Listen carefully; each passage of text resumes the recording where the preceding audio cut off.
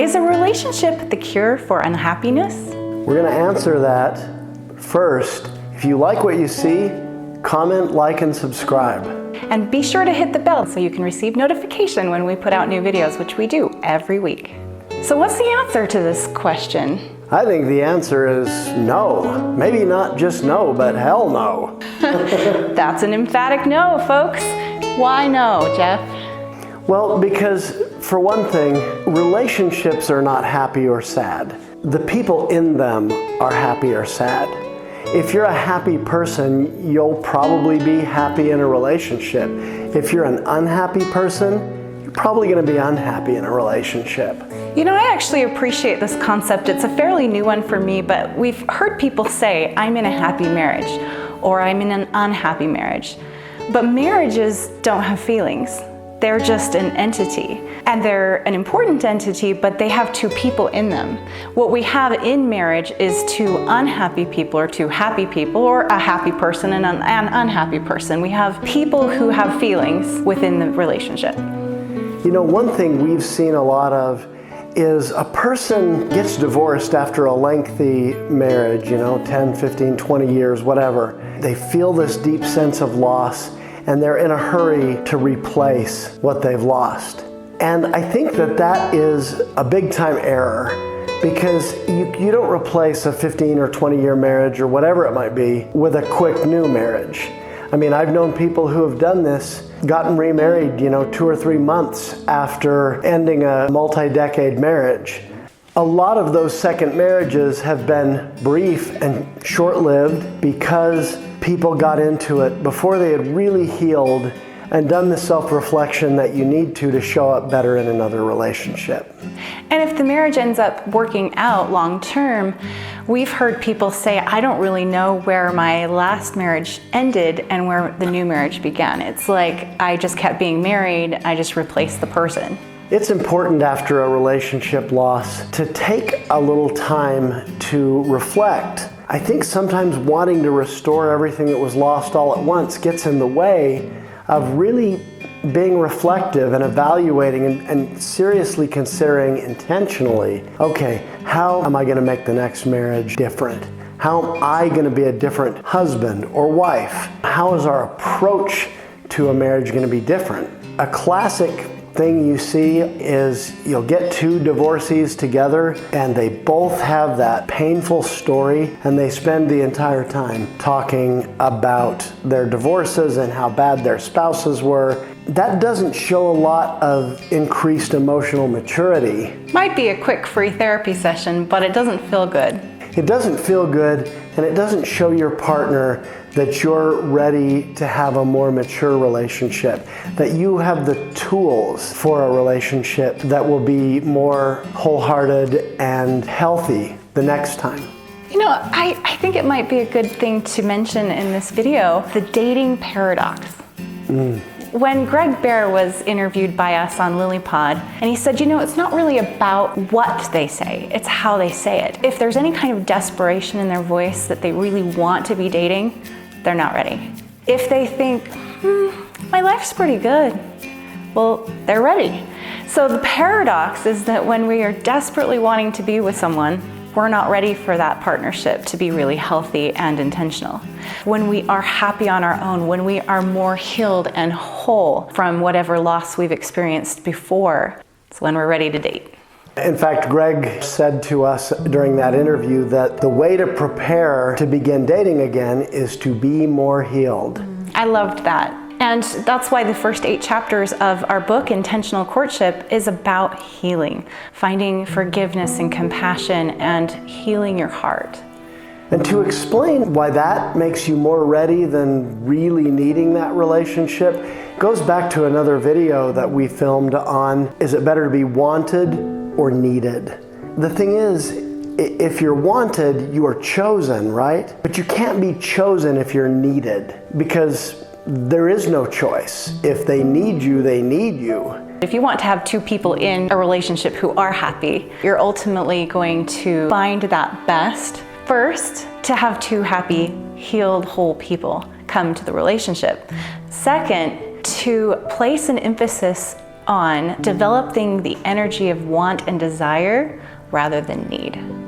Right. Cathy and I, we always like to say two happy people rarely get together and have a lousy time. But if one of them is sort of chronically unhappy and looking for the other one to fulfill them and make them happy, that just isn't going to work. That overloads the relationship with expectations and demands and so forth. Ultimately, someone who is looking for that relationship to make them happy is going to end up blaming their partner for their unhappiness. You know, not only is a relationship not the cure for unhappiness, it can't even be responsible for your well-being when you're in one. Right. So what are you going to do to create happiness outside of a relationship and thus prepare to be in a relationship? Or if you're in a marriage or in a relationship that is committed, what can you do to be responsible for your own emotional health and give that other person the space to do the same?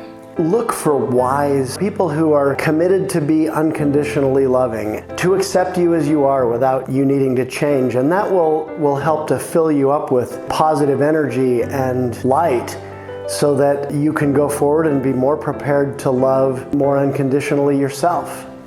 And real love can bring us a lot of happiness, especially when we take responsibility for being intentional about finding that for ourselves.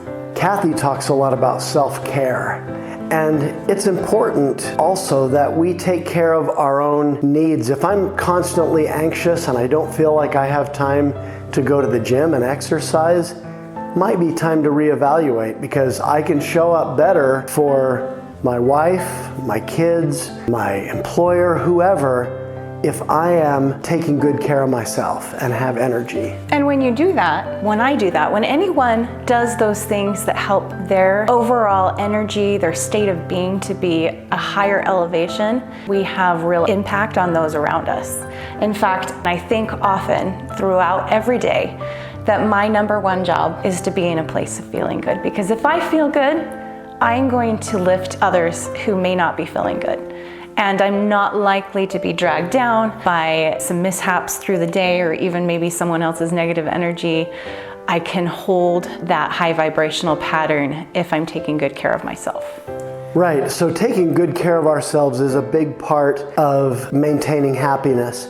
Now, I do want to be clear. We're not saying that you can isolate yourself and say, I'm going to be completely an island unto myself until I'm happy. One of the things we can do to take care of ourselves, one of the most important, is to reach out to other people and connect with them. I think where we get into trouble is where we have one person that maybe we're in a relationship with and we wear that person out with our neediness.